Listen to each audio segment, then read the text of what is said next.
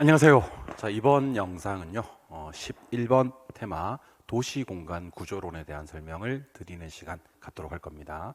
도시공간 구조론은 역시 지대론과 마찬가지로 출제 가능성은 100%입니다. 지금 하는 10번 테마 지대론, 11번 테마 도시공간 구조론, 12번 테마 입지선정까지는 안 나오는 경우는 없다. 100% 나온다라는 생각으로 따라와 주셔야 됩니다. 자, 그렇다면 11번 테마 도시공간 구조론 힘차게 한번 출발해 보도록 할게요. 들어가기 전에 우리 요 개념 한번 정리하고 가셔야 합니다. 자, 우리가 흔히 그 단핵 도시라는 표현을 쓰기도 하고요, 다핵 도시라는 표현을 쓰기도 하는데, 과연 단핵과 다핵은 어떤 차이점이 있는지에 대해서 정리를 한번 해보도록 할게요. 단핵에도 있고 다핵에도 있는 도시가 있습니다. 지구가 있습니다. 단핵, 다핵 모두 다 뭐는 포함되어 있냐면 중심업무지구라는 표현은 포함되어 있습니다. 둘 다. 중심업무지구는 영어로 센트럴 비즈니스 디스트릭트라고 해서 CBD라고 그래요. CBD. 센트럴 비즈니스 디스트릭트를 두 글자로는 도심이라고 부릅니다. 그런데 다핵 도시에는 있고 단핵 도시는 없는 게 하나 있어요. 그게 바로 외부 업무지구입니다. 외부 업무지구라는 놈은요, 부도심이라고 불러요. 그래서 도심은 단핵, 다핵 둘 다 있는데, 부도심, 요 놈이 단핵 도시는 없고 다핵 도시에 있습니다. 마치 우리 협의의 부동산과 광의의 부동산을 구분하는 기준이 토지 및 거정청물이 아니었잖아요. 토지 및 거정청물은 협의도 있고 광의도 있었잖아요. 준부동산 없으면 협의, 있으면 광의, 이렇게 구분했듯이 단핵 도시와 다핵 도시를 구분하는 기준도 도심 아니죠. 부도심 맞습니다. 부도심 가지고 단핵, 다핵을 구분하는 겁니다. 중심 업무지구 도심을 붙박이로 박아놓고요, 외부 업무지구 부도심이 없으면 단핵, 부도심도 있으면 다핵이 되는 겁니다. 그런데 우리가 이제 동심원 이론 하는 게 있고요, 선형 이론 하는 거 있는데, 동심원 이론과 선형 이론은 대표적인 단핵 도시 이론이에요. 얘는 도심만 있어야 되지 부도심이 등장할 수가 없지만, 해리스 올만의 다핵심 이론이라는 게 있거든요. 요거는 이제 부도심이 등장할 수가 있습니다. 그래서 부도심은 어디서 뜨면 일단 금지 단어냐면, 동심원 이론과 선형 이론에서 뜨면 무조건 X, 금지 단어다라고 보시면 됩니다. 다핵심 이론에서만 부도심이 등장할 수가 있는 거예요. 그리고 참고로 1925년 이론이 동심원 이론이고요, 1939년 이론이 선형 이론이고요, 1945년 이론이 다핵심 이론입니다. 아니 쌤, 이건 왜? 이게 한 번씩 시험에 나와요. 환장하겠지. 그만하고 싶지 이제. 가장 오래된 이론이 동심원 이론이고요, 이거를 개선 발전시킨 이론이 호이트의 선형 이론입니다. 선형 이론을 개선 발전시킨 이론이 해리스 울만의 다핵심 이론이 되는 거예요. 그래서 혹시 다핵심 이론을 발전시킨 이론이 동심원 이론이다, 그럼 틀리는 거예요. 오케이? 다핵심 이론을 비판하면서 나오는 이론이 선형 이론이다, 틀리는 거예요.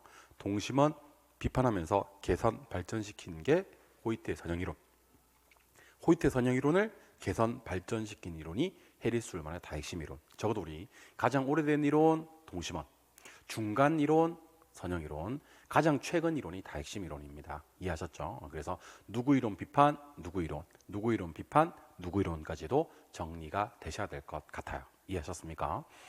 그리고 이것도 이제 아주 나중에 와서 확인할 건데, 지금은 우리가 도시 공간 구조론을 볼 거예요. 도시 공간 구조론, 도시 이론입니다. 도시 이론.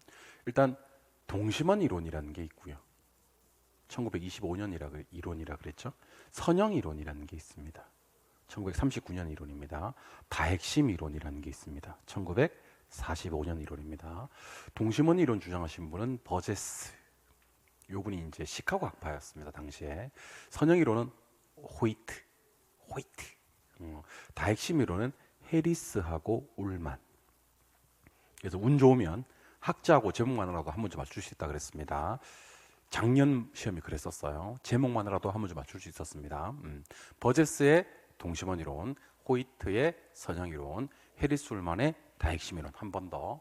1925년 이론이 동심원 이론, 1939년 이론이 선형 이론, 1945년 이론이 다핵심 이론. 요거 비판, 요거 비판, 요거 기억하시고요. 버제스의 동심원 이론과 호이트의 선형 이론은 대표적인 단핵 도시 이론이고요, 다핵심 이론은 제목에서 알 수 있듯이 다핵, 도시 이론입니다. 동심원 이론과 선형 이론에서는 그래서 도심만 나올 수 있지 부도심이란 말이 등장할 수가 없어요. 그래서 버제스하고 호이트 이론에서는 부도심이 뜨면 읽지 마세요. 무조건 틀린 지문이니까. 근데 다핵심 이론에서는 도심뿐만 아니라 부도심도 같이 등장을 합니다. 부도심만 등장하는 거 아니에요. 도심 받고 부도심이 등장하는 겁니다. 여기서는 부도심이 떠도 괜찮다 하는 내용을 가지고 지금부터 도시공간 구조로 힘차게 한번 출발해 보도록 할 거예요. 자, 버제스의 동심원 이론은 도시 생태학적 관점이라는 표현이 나옵니다. 도시 생태 기억하시고요. 그리고 침입 경쟁천이라는 표현이 등장하는데, 자, 우리 앞에서 침입 경쟁천이라는 표현을 본 적이 있다 없다? 있다. 요거 주거 분리하고요. 여가 현상에서도 한번 등장을 하는 내용입니다. 항상 고소득층, 저소득층 붙여놓으면요, 싸우고 침입하고 경쟁하고 천이하고 그래요. 이렇게 침입하고 천이 되고 막 그래요. 이것을 우리는 도시 생태학적 관점이라고 부릅니다. 이게 이제 지금 보고 계시는 버제스의 동심원 이론에서도 딱 등장을 합니다. 딱 두 번 등장을 해요. 그래서 문제 풀다가 침입, 천이 이런 표현은요, 주거분리 여가현상에서도 등장하는 내용이고 버제스의 동심원 이론에서도 등장하는 내용입니다. 그리고 이 튀넨, 아까 우리 고립국 이론이라고 했던 거 기억나시죠? 고립국 이론? 아니 위치지대설 했던 거 기억나십니까? 요거 이제 위치지대설 발전시킨 사람입니다. 버제스가. 그래서 튀넨이 한 103살쯤 많거든요. 버제스보다. 그러니까 학자 자체가 튀넨은 19세기 학자고요. 버제스는 20세기 학자입니다. 그러니까 103살 정도 차이가 나니까 아예 동심원 원조가 누군지 아세요? 동심원 원조가 원래는 튀넨이에요. 튀넨이 6개 동심원 모델을 제시했거든요. 고립국 이론에서. 그걸 갖다가 5개 동심원으로 줄이신 분이 버제스예요. 버제스는 동심원 이론을 주장하셨는데 순서가 중요합니다. 동심원 모양으로. 중전 저고통 그래요. 중전 저 고통스러워요. 이렇게 얘기하시면 됩니다. 중전한테 저 너무 고통스럽습니다. 이렇게 얘기하시면 돼요. 중전 저 고통스러워요 하셔도 되고, 사실은 지역이 3개 지역이 있습니다. 첫 번째는 중심 업무지구, 두 번째는 점이지대, 세 번째는 주거지역이 있습니다. 근데 20세기 초중반에 시카고가 어땠냐면요, 중심 업무지구 옆에 점이지대 있었고, 이거 시험에 나올 때는 점이지대로 많이 나옵니다. 점이지대는 주택, 상가, 공장이 혼재돼 있어서 어떤 지역이라고 특정하기가 좀 애매한 지역을 점이지대, 전이지대, 심지어 천이지대라고 부르기도 합니다. 그리고 주거지역은 3개 주거지역이 있는데 저급이 먼저, 고급이 나중, 통근자가 제일 마지막입니다. 그래서 중전 저고통, 중전 저고통, 중전 저고통스럽습니다. 이걸 꼭 좀 기억해 주셔야 됩니다. 중전 저고통스럽습니다. 20세기 초중반에 시카고가 이랬대요. 20세기 초중반에 시카고가 중심 업무지구 있고 점이지대 있고 저소득층 주거지대가 일자리로 이렇게 출퇴근 편하게 하려고 먼저 나오고, 당시 고소득층들은요 쾌적성을 좀 중시했대요. 가장 외곽에 통근자 지대가 있습니다. 그래서 중전저고통, 중전저고통. 그래서 혹시 시험에서 도심이라고 해야 됩니다. 부도심 뜨면 안 된다 그랬지. 도심과 접근성이 양호한 지역의 주거지를 선정하는 사람은 누굽니까? 그럼 여러분들은 저소득층입니다 라고 해야 됩니다. 그리고 중심지에 가까워질수록 저소득층이 사니까 범죄, 빈곤, 질병 같은 사회 문제는 많아지더라 라는 논점만 기억하셔도 괜찮습니다. 그래서 시험에 나올 때 점이지대 요놈이 전이지대로 바꿔서 나올 수도 있기 때문에 꼭 좀 기억을 하시기 바라고요. 그리고 이거는 꼭 좀 기억하셔야 되는데, 두 번째 넘버 2에 있는 점이지대 있었죠. 점이지대. 그리고 마지막에 통근자 지역이 있었죠. 통근자. 이 두 개는요, 버제스의 동심원 이론에서만 나옵니다. 고유입니다. 고유. 그러니까 선형 이론이나 다핵심 이론에서는 등장하지 않는 내용이 두 개가 있다는 얘기예요. 선형 이론은 다핵심 이론에서는요, 점이지대, 통근자 지대가 나오지 않습니다. 버제스의 동심원 이론에서만 점이지대, 통근자 지대. 그래서 제가 물결 표시하는 이 두 개, 점이지대, 전이지대하고 그 다음에 통근자 지역 이 두 개는요, 버제스 동심원 이론 고유다라고 생각하시면 됩니다. 이게 버제스의 동심원 이론. 근데 버제스의 동심원 이론의 심각한 문제점이 한 3가지 정도가 돼요. 첫 번째는 너무 일반성이 결여되었다. 미국의 시카고라는 도시 하나를 전 세계에 있는 모든 도시에 적용하기에는 일반성이 결여되어 있다라고 본 거예요. 두 번째는 교통의 발달을 고려하지 못했습니다. 교통이 많이 발달한 지역과 그렇지 못한 지역 간의 차이가 없이 동서남북으로 도시가 똑같은 동심원 모양으로 커져 나갔다. 크기로. 세 번째는 주거 분리를 고려하지 못했죠. 고소득층의 주거지역과 저소득층의 주거지역은 서로 분리되는 게 일반적인데, 이 도시공간 구조로는 버제스의 동심원 이론을 보면 그 옆에 저 있고 저 옆에 고 있고 이렇다는 겁니다. 실제로 그렇지는 않다는 얘기입니다. 그래서 그로부터 14년 뒤에 호이트가 미국의 142개 도시를 연구합니다. 142개 도시쯤 연구했으니까 일반성을 상당히 많이 확보했고요. 드디어 교통축을 고려하기 시작합니다. 그래서 문제 풀다가 교통이 뜨면 예외 없이 선형 이론으로 갑니다. 교통축, 교통망, 교통노선, 아니면 뭐 간선도로, 도로망, 교통망, 도로망, 교통축, 교통이 뜨면 그냥 예외 없이 선형 이론이 되고요. 이것의 모양은 아까처럼 동심 모양이 아니라 부채꼴 모양, 쐐기 모양이라고 얘기를 합니다. 이게 시험에 나올 때 선형으로 나오기도 합니다. 그냥 선형 할 때 선자가 부채꼴 선자거든요. 그래서 부채꼴, 선형, 그리고 쐐기 형태로 확대가 되는데, 이게 교통축이라는 얘기예요. 요거 부채꼴 모양이에요. 축이. 교통축을 기준으로 가장 외곽으로 빨리 나갈 수 있는 사람들이 고급 주거지역이었대요. 이걸 기억하셔야 됩니다. 고급이 교통축에 가장 가깝게 입지한다. 고급은 누굴 정말 싫어하냐면 저급을 정말 싫어하는 거야. 저급을 반대편에 위치시킵니다. 그리고 저급 인근에는 도매 경공업이 위치하고요. 고급이 저급을 얼마나 싫어하냐면 바로 만나지 않고 중급 주거지역을 사이다 두고 만나더란 얘기예요. 그래서 교통축에 가장 가깝게 입지하는 사람은 누구? 그러면 고급이고요. 반대편에 저급, 주거분리가 일어나고 있죠. 그리고 도매 경공업은 저급 인근에, 그리고 저급과 고급 사이에 중급 주거지구가 위치한다. 그래서 아까 버제스의 동심원 이론은 없었는데 도매 및 경공업 지구하고 중급 주거지구하고는 선형 이론부터 등장을 해서 다핵심 이론에서도 도매 경공업 중급 주거지구는 나오게 됩니다. 그래서 여기서는 아까 뭐 없다 그랬어요? 점이지대 없다 그랬죠. 그 다음에 통근자지대 없다 그랬죠. 여기서는 교통축, 교통망, 교통노선에 가깝게 입지하는 사람이 누굽니까? 그러면 무조건 주택 지불 능력이 높은 고급 주택 사람들입니다. 그러니까 고급 주택의 사람들이 교통축에 가깝게 입지하더라. 교통이 뜨면 무조건 선형 이론이라 그랬죠. 그래서 아까 버제스의 동심원 이론에 따르면 도심으로 접근성이 양호한 곳에 누가 살았는데 저가 살았잖아요. 근데 호이트의 선형 이론에 따르면 도로 인근, 교통축에 가깝게, 교통망에 가깝게 입지하는 사람이 누구다? 고급이다라는 것을 반드시 기억해 주셔야 됩니다. 하지만 여기서도 뭐는 등장할 수가 없냐면 부도심이 등장할 수가 없어요. 왜냐하면 얘까지는 무슨 이론이니까? 단핵도시 이론이니까. 그래서 그로부터 6년 뒤에 1945년 우리나라는 광복이 되던 해에 해리스 올만이 다핵심 이론을 발표합니다. 다핵심 이론부터 드디어 복수 핵심이 나오기 시작합니다. 핵심이 여러 개다. 그래서 중심 업무지구 도심 외에 외부 업무지구 부도심, 특히 이 부도심이 처음으로 등장하는 게 바로 다핵심 이론부터입니다. 부도심은 어디와 어디에는 없는 이론이냐면 동심원 이론과 선형 이론에서 나오면 안 되는 거예요. 나면 틀린다니까. 그래서 현대도시나 대도시 패턴은요, 핵이 여러 개인 경우가 많다. 그래서 도심뿐만 아니라, 도심은 당연히 있고 이것도 있습니다. 근데 부도심이 처음으로 등장하는 게 바로 해리스 울만의 다핵심 이론이 되고, 다핵심 이론은 복수의 핵심이 여러 개라는 것도 기억을 하셔야 되겠습니다만, 핵이 성립하는 원인 4가지를 정리해 두실 필요가 있어요. 핵이 성립하는 원인 몇 개? 4개. 먼저 첫 번째, 소매업지구, 금융지구, 도매업지구라도 우리는 뭐라 부르냐면 동종 유사업종이라 그래요. 이런 애들은 모여서 입주합니다.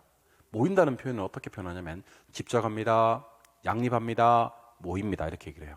근데 고급 주거지구와 공업지구는 서로 엄청 싫어합니다. 그래서 애들은 이종업종, 이해가 상반되는 업종이라 그래요. 걔들은 비양립하고 분산합니다. 예컨대 동종끼리 비양립하고 분산한다 그러면 틀리고요. 이해가 상반되는 이종끼리 집적하고 양립하고 모입니다. 그러면 틀립니다. 특히 양립, 비양립 이런 거 바뀌었을 때 구분해낼 수 있어야 됩니다. 동종끼리는 양립하지만 이종끼리는 비양립한다. 공업지구는 수자원, 교통 이런 걸 강조하니까 특정한 위치나 시설을 필요로 하면서 핵을 하나 가져가 버리고요. 교외공업지구나 창고업지구는 지대지불 능력이 너무 떨어져요. 그래서 또 하나의 핵을 만들어 버립니다. 그래서 핵이 성립하는 원인 4개는 동종 모여, 이종 흩어져, 시설이나 위치의 필요, 지대지불 능력의 차이, 이 4가지를 갖다 우리는 핵이 성립하는 원인, 이렇게 얘기를 한다는 것을 기억해 주시기 바랍니다. 자, 그러면 너무 간단한 내용이라서 이제는 알 거라고 보고 나는 누구일까요? Who am I? 한번 해보죠. 순서 없이 가겠습니다. 도심뿐만 아니라 부도심도 등장을 하고요. 끝났지. 게임은 끝났지. 동종 모이고 양립하고요. 이종 흩어집니다. 비양립하고 시설이나 위치의 필요성, 지대 지불 능력의 차이 이렇게 얘기를 했다면 몇 번이요? 3번이죠. 해리스 울만의 다핵심 이론. 교통축, 교통망, 교통노선. 특히 교통축에 가깝게 고급 주택 지불 능력 높은 놈들이 입지하고요. 부채꼴, 쐐기라는 말이 있다면 누구의? 호이트의 선형이론 2번이 되겠죠. 중전 저 고통스러워요. 중전 I'm pain. 중전 저 고통스럽습니다. 도시 생태학적 관점, 침입 경쟁 천이, 중심 업무지구, 점이지대, 주거지역이 있는데 주거지역 순서가 저고통입니다. 특히 점이지대하고 통근자지대, 점통입니다. 점통. 점이지대하고 통근자지대는 누구한테만? 동심원 이론에만 나온다라는 것도 알고 계시기 바랍니다. 전이지대하고 통근자지대는 가장 오래된 동심원 이론에서만 등장한다는 것도 알고 계셔야 됩니다. 답은 1번이 되겠죠. 그래 놓고 우리 문제 한번 풀어보도록 할게요. 문제를 한번 풀어봅시다. 자, 입지 및 도시 공간 구조 이론에 대한 설명이다. 틀린 것을 찾아라 했던 문제인데요. 먼저 1번 호이트의 선형 이론은 호이트의 선형 이론은 이 표현이 반드시 나와야 됩니다. 동심원 이론을 발전시킨 것이다. 예, 그렇습니다. 호이트의 선형 이론이 1939년 이론이고요. 버젯의 동심원 이론이 1925년 이론이니까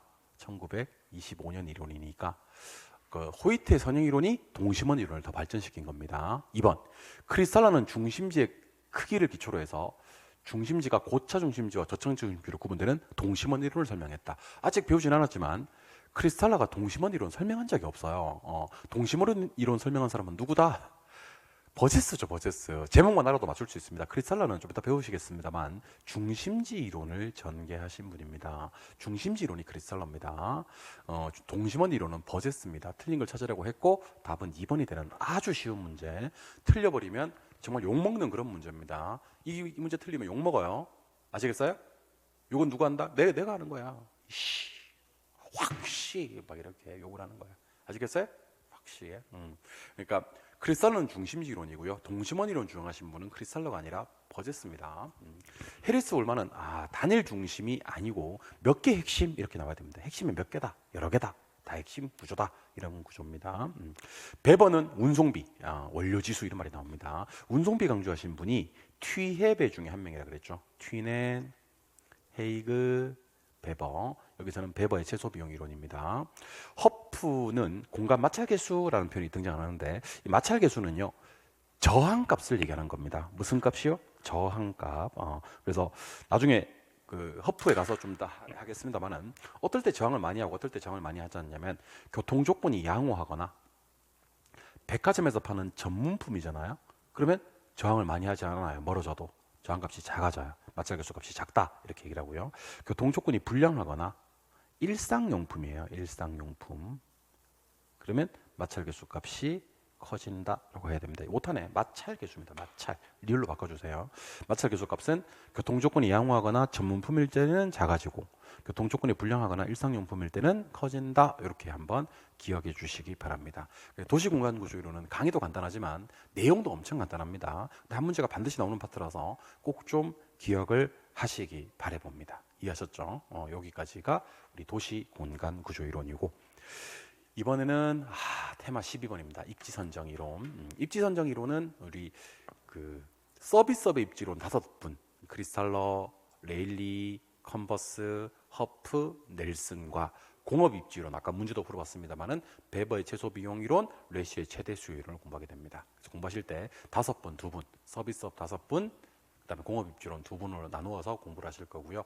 입지 선정이 학자 거의 마지막이거든요. 그래서 우리 학자 쏟아져 나왔다고 너무 싫어하지 말고 이 부분 점수 올리는 포인트로 잡아 보시기 바랍니다. 그럼 우리 12번 테마 입지 선정은 다음 영상에서 이어서 뵙도록 하겠습니다. 입지 선정 테마 12번에서 만나도록 해요. 이번 영상은 여기가 마지막. 오늘 영상이 좋으셨으면 구독, 좋아요, 댓글, 알림 설정, 다른 영상 보기를 해주시면 강의를 제작하는 사람에게는 큰 힘이 됩니다. 지금 눌러. 좋아요도 누르고 빨리 눌러. 당장 right now 눌렀어요? 고맙습니다. 그럼 저는 12번 테마 입지 선정 이론에서 이제 이제 시장도 마지막입니다. 다시 만나도록 해요. 안녕.